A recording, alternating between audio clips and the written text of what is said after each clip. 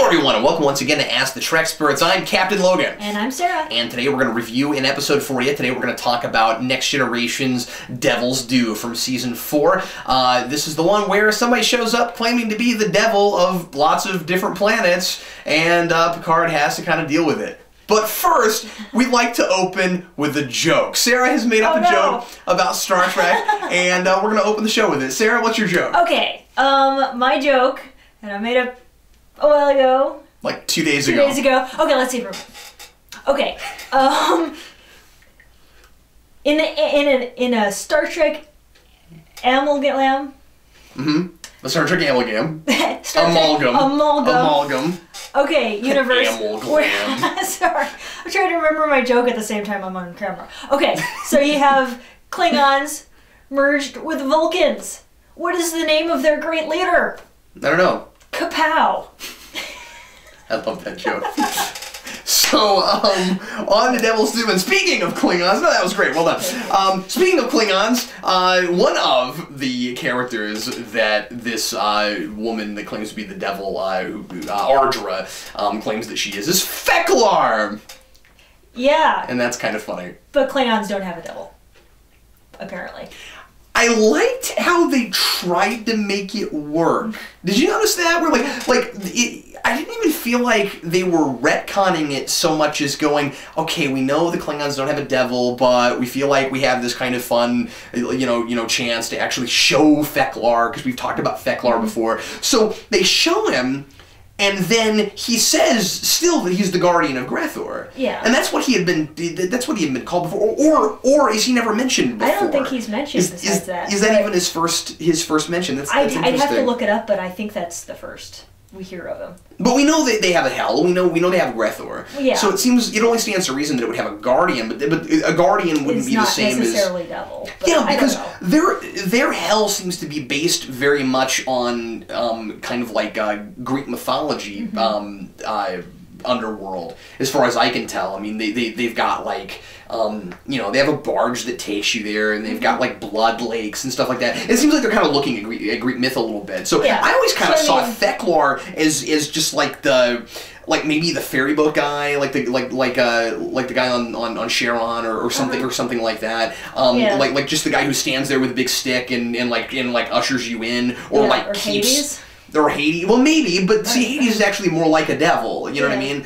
I don't know. But I don't know. I just thought it was kind of funny that they did that. But I like what he looks like. It was interesting because it's not the most like a big money kind of episode. Yeah, but I don't know why I thought this. Cool. But every time I see Feklar, or at least that version in that episode, okay, this makes no sense whatsoever. I'm admitting that up front. Okay. Every time I see him, I think, what if Venom were Klingon? Just because he's got like saliva coming out of his mouth? I don't know what it is about, but I think that's him. Like, he just reminds me of Venom for some strange, crazy reason. That's hilarious. Yeah. Venom is the guardian of Grethor. I'm not a giant fan of this episode. I think it's kind of mediocre. It's pretty much, and I don't feel like it has a premise that really fits a whole episode all that well. That's just me, but it's got basically the idea is that if you haven't seen it, Devil's Due is there's a planet that has this agrarian society. Yeah, they at one point had technology, but they've shunned it. And there was 1,000 years ago this pact made with basically the devil, this creature that was supposed to be called Ardra. And there's question about whether or not there actually was an Ardra, or if it's all totally myth, or if it's myth based in fact, that sort of thing. We had this sort of thing in Star Trek lots of times. Oh, sure. And basically what happens is Ardra shows up when she's supposed to. Yeah, fulfilling all the prophecies that are supposed to foretell her coming. There are earthquakes, and people have visions of her, and so she shows up saying, 1,000 years is up, and I fulfilled my pact. Now you all have to be my slaves, because you guys sold your soul to me. And then basically what Picard and crew have to figure out, two things. A, is she the real Ardra? Is this pact fact valid? Yeah. Is this document, because it's looked at as a legal document? So it's like, is this legal document valid? She said that they would get 1,000 years of prosperity, of peace and prosperity, which they did, and in return, when she came back, then everybody would be slaves. But then the second thing they have to figure out is how to get the Enterprise out of this, because one of the things that it says in the document is that she has is that she gets claim to everything on the planet and also everything in orbit. Yes. Which I think is hilarious. Yeah. That seemed like a really contrived way to make the stakes involve the Enterprise. I didn't even think of this until just now. Would they have had anything in orbit? Well, I don't know. It depends on how, because they were a technologically advanced society at one point. So the question is, how advanced? Did they have space travel, or did they have like satellites? What kind of society? I mean, it was technologically advanced enough to cause massive amounts of pollution and stuff. So it was at least industrial revolution, if not further. So they could have had satellites or something. I don't know. I mean, because it's not something she just says. Data mentions that that's in there. Yeah. Well, he says it could be interpreted that way. Oh, okay. So we don't even know what the language is. To include the Enterprise. So, I mean, she could have been paraphrasing, or she could have been saying exactly, land, sea, air, and orbit. I mean, that could have all been in there, but we don't know exactly. Or even if orbit's not in there might be some word that you could say, okay, well, it also means things outside the planet, even though clearly they wouldn't have thought there was anything out there. Yeah, that sort of thing. Yeah, but Picard basically just has to prove that she's a con artist. As he says, a flim-flam artist. Yes. So, but I actually find this episode to be a lot of fun. Okay, what do you like about it? I actually like the premise. I think it's original. I think it's interesting. I like that even though we can be fairly certain that she is not the devil, because that's just sort of way out there and crazy. As much as we could be sure that they're not going to find the actual God in Star Trek. Exactly. It's something like that, where, they just wouldn't go there. Or you can be fairly certain they wouldn't go there. And so you're right along with Picard thinking she's a con artist, but we don't know exactly how she's done it. You can think about all the technology that's in Star Trek, which is basically what Picard would have access to, and say, well, it's possible that she might be doing this or this, and you can come up with things that might explain it. But you really don't know until the very end, when Geordi finds the ship and reveals, okay, there's a crew, there's this program, there's holographic technology she's using, transporters, of course, all sorts of things. It's not really till the end, before you figure out exactly how she does it. And I just like going along, and I think it's just entertaining and well done. I think that that most of the fun that is in this episode comes more from the principles than it does from the script. I feel like this was a script that, for whatever reason, the actors seem to be having a good time with, and so that's infectious. But I think it's not the best script. I think that with a couple of notable exceptions, which I'll get to. But I think it's overall kind of just a mediocre sort of script. I would agree with you. There are certainly stronger episodes, and I would not hold this up as my top 10 TNG episodes or anything like that. But I think the actress they got for Ardra especially was really well done. I think just the boldness that she has, and how just she bold-faced lies through the whole thing. And she buy her as a con artist. She's very assertive, and she's out there and brash. She comes off a little bit like maybe somewhat like a female Harry Mudd, if Harry Mudd had like pretended to do magic or something. She really sells herself, and I can see that. And I'm not talking about the female Mudd that we have in that silly Countdown comic right now. Yeah. Anyway, no, but I mean, if you could just imagine, replace her with some actress that doesn't act very well, and the episode would be horrible. But she really plays it up. You'd get Live Fast or Prosper or something, which she's just fun to watch. Which I was reminded of. When you compare it to other things that Star Trek has done that's like this, it's definitely superior to something like Live Fast and Prosper. That episode where you had 3 other flim-flam artists that went around. I love Picard's word choice. That kind of fly around the Delta Quadrant and do bad things to people and claim that they're Voyager, and steal from people and claim they're Voyager. And it's not that good. This is better than that. Going back to it conceptually, you mentioned that you were glad that they didn't go that they didn't like straight up go, okay, we're gonna do the devil. I'm glad they didn't do that either. And of course, naturally they wouldn't go there. Yeah. They went there with Apollo, but I mean, like, and that worked. But with Apollo, he wasn't straight up God. He was. No, but he was the thing they actually based Apollo off of. Cool. I'm glad. What I'm saying is, I'm glad they didn't do exactly the same thing. I'm glad they didn't retread that, because she's not the thing they based the devil on. Right. She is looking at mythologies and trying to take advantage of them, and so that as an idea is working. I like that they at no point even try to convince us. The mystery here, and I don't think it's a very good mystery what we actually have, which is my problem with it. But I'm glad that the mystery is not even at any point for the audience. Is this the actual devil? We don't go there. The mystery is, how does she do it? The mystery is, for a minute at least, is she actually the mythical Ardra? Because she could be a 1,000-year-old being, or a being much older than that. True. Like that. That's possible. I like that Riker asks if maybe she's Q, or if she's a member of the Q continuum. Then Crusher says, well, what? Maybe she is Q. And I'm glad they go there. And I think it is kind of fun that Picard says, well, the difference is Q does stuff we can't explain. Everything she does, somebody could do if they had the technology. What I don't really care for, you said it's kind of fun going along for the ride. The problem for me is when you get to the end, I already feel like I know how she does everything. Like, Picard shows everybody how it's done, and it's about what you would expect. I mean, she has a stolen cloaking device, or what we're told is actually a bad copy of one, which is interesting. And she, like, appears and disappears and makes other people appear and disappear through transporter technology. Everything she does, as soon as Picard says, I guess my point is, I think that I'm glad they didn't try to make us think that maybe it was actually the devil. On the other hand, I think that very much too quickly is Picard saying she's not actually capable of doing these things. It's gotta just be technology. Because right then, as you said, my mind is going to all the Star Trek technology, and I feel like I've already got it figured out by the end, or actually well before the end. So when Picard shows everybody how it's actually done, it's kind of fun seeing him do that. It's kind of fun seeing him turn into Feklar. That's hilarious.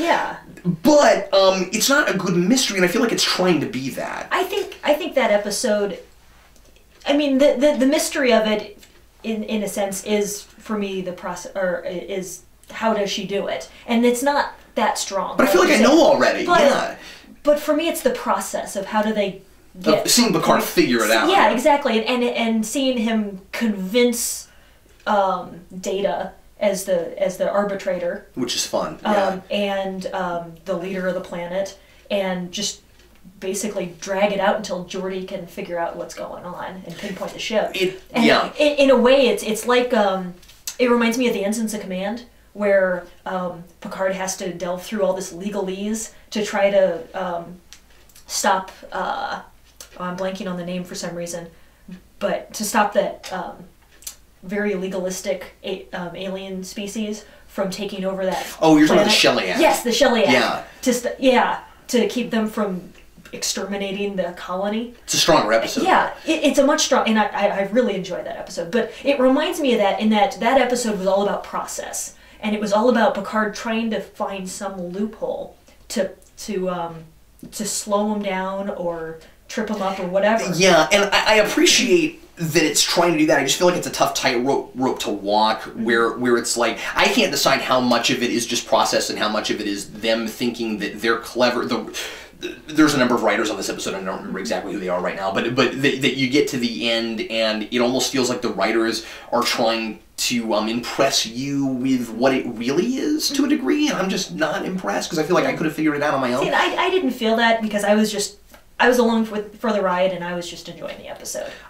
Yeah, there's another thing that really bugs me just in Picard's process, which is at no point does Picard even think to ask the guy who Ardra disappears off the bridge of the Enterprise where he was.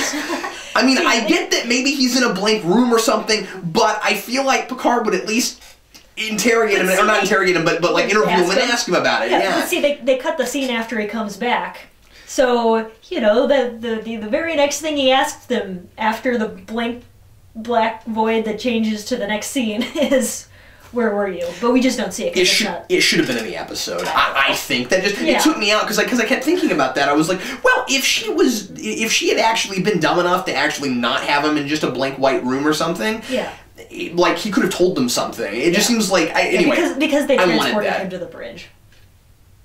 To the brig. No, of their ship. I know, but even if he'd been in a brig or something, it would have told them something. Yeah. I'm just saying, I kind of wish that because the thing about it is, they could have at least immediately eliminated Q because if somebody disappears and if Q makes somebody disappear and you ask them, most of the time they'd probably say, I don't have memories of that. Yeah, they could have just held him in the matter stream. That's possible. But wouldn't it have been... See, you're feeling my point, because wouldn't it have been fun if we found that out? Yeah, but he would know if he had.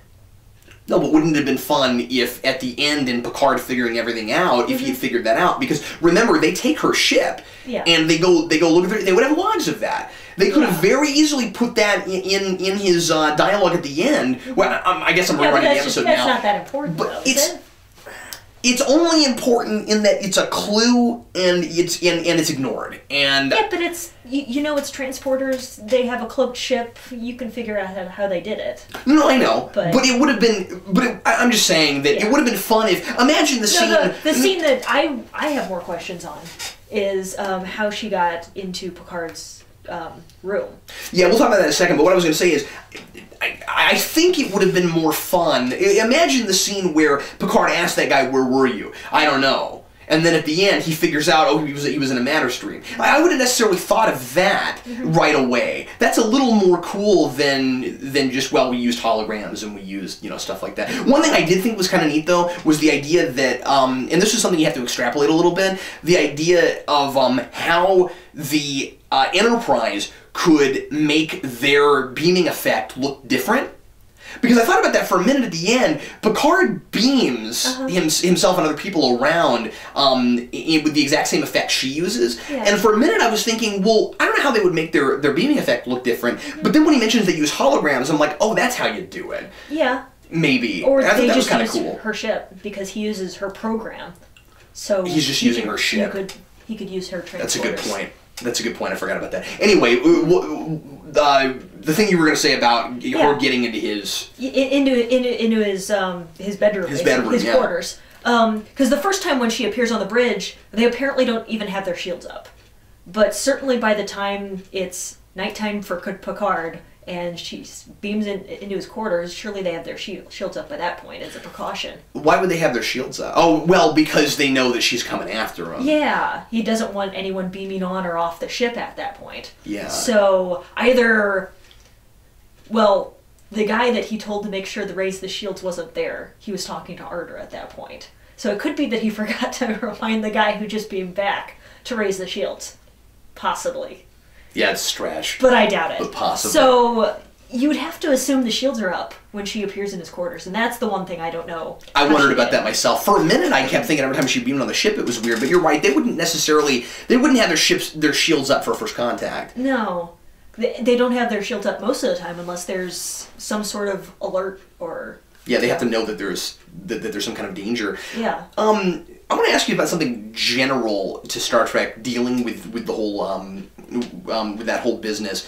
I've always kind of wondered why the computer wouldn't immediately know whenever somebody was on the ship that wasn't supposed to be. Yeah, you'd think there'd be an intruder alert or something. And the thing is, it kind of goes back and forth between TNG and Voyager as to how exactly the computer tells you where a person is. You know, when you'll hit your communicator badge and you'll say, give me the location of this person. Yeah. And in Voyager, they'll very often kind of simplify it so that if a person takes their communicator badge off, you can't find them. But that's kind of silly because the computer should be able to, the sensors should be able to tell you where any given person is based on their unique composition, right? Like, wouldn't it be able to do all that? Well, I know you can at least go by species, and yeah, as close as you are to the sensor, surely they could scan DNA or something. Even if it, yeah, even if it couldn't tell you the medical profile that they have on file for you. Yeah, and the transporter records. But it seems to me like even if you couldn't tell exactly who a person was, you would know when there was an extra one. Yeah. It seems like the sensors would immediately pick up. You know, there's a person here that's not wearing a compact. Yeah, shouldn't Worf on the bridge be saying, "Hey, Captain, the crew complement just got added by one." Yeah. You know. Yeah, you'd think there'd be something. Wouldn't you be able to tell that? So anyway, I just always sort of wondered about that. Yeah. I'm sorry, switching gears back to the actual episode. I feel like this is a pretty good Data episode. Yeah, I think it is too, where he's exploring human emotions, especially in the teaser, and then I like how that's kind of played out through the trial or the arbitration, I guess, where he's being very nonpartisan. And so in a way you get this play of he is an android and is nonpartisan, but he's exploring humanity and human emotions through the episode. Yeah, and I think that was done in kind of a fun, subtle way. I like that we have a really great Data episode where Data's not the center of it, and that's unusual because usually when you have episodes where Data's exploring his humanity, it's all Data. Yeah. And some of those are great, but it's kind of fun to see one that's dealing with that and everybody else, not everybody, but a lot of other people get things to do also. Yeah. Data has one of his best lines in the whole series in this, or at least one of his funniest lines in the whole series, when he says the advocate will refrain from making her opponent disappear. Yes. Yes, I think that was really Which I think is the thing I take the most from this episode is just that line. Like, when I first saw this, as soon as I heard that, I went, okay, it's a better than I thought it was. We got that line. Yeah. Anything else you want to mention before we rate? I think we covered it. Just a good episode, I think. Just a fun episode. Okay, go ahead. You can rate first. Okay, 2.5. 2.5. 2.5. Definitely better than average. Definitely not stellar. But I do like the acting in it. I love Picard, love Data, and just I think it's a fun premise. That's lower than I thought you were going to give it. I'm going to give it a 2. I think it is kind of an average episode. It has a few fun moments, but it's and the premise is good, but I feel like you could have done the same premise at about half the time. I feel like it's stretched a little thin. It's enjoying itself, I think, but. Well, I think that maybe this is mean. I feel like they have tricked you into thinking that that's what they're doing because they just don't really have enough story. This is an episode that now that might not be fair, but that's how I look at it. I just like me looking at it, I kept thinking, okay, they think that the novelty is carrying this along, and it's not for me. Yeah, it was for me. This episode seems like the concept seems primed for a subplot. This is one of those that I think could have really used a subplot. You know, and I don't say that very often. There are a lot of episodes where I'm like, why do we have a subplot here? Wouldn't we, like they didn't have enough to do, so they added a subplot. Well, this is an episode that I think is making a great argument for a subplot. Yeah, I don't know. Maybe. I would have. You could have done something somewhat connected. You could have done a subplot with someone exploring their like exploring their belief system or something. You know, along with this, it might have given it a little bit of emotional weight. Honestly, Worf questions Feklar. Worf questions his belief in Feklar. Now Worf has to question whether or not he believes in Feklar. He's like, well, maybe there really was some random con artist who was being Feklar. That's hilarious. Anyway, thanks everybody for watching us review. What was this called again? Devil's Due. Thank you. Barge. The Barge. Sorry. Imagine that game. Imagine House of the Dead turned into Barge of the Dead. Imagine like the rail shooter where that would be a great rail shooter. Anyway. Dead Klingon spirits. Thanks a lot for watching this. Have you seen this episode? If you have, leave us a comment and tell us what you think about it. Also, if there's anything you'd like us to review in the future, or something you'd like to ask us for Ask the Treksperts, some kind of topic you'd like us to discuss, leave that in the comments as well. Thanks as always for watching. Sure hope you enjoyed it. I'm Captain Logan. And I'm Sarah. And we'll see you next time.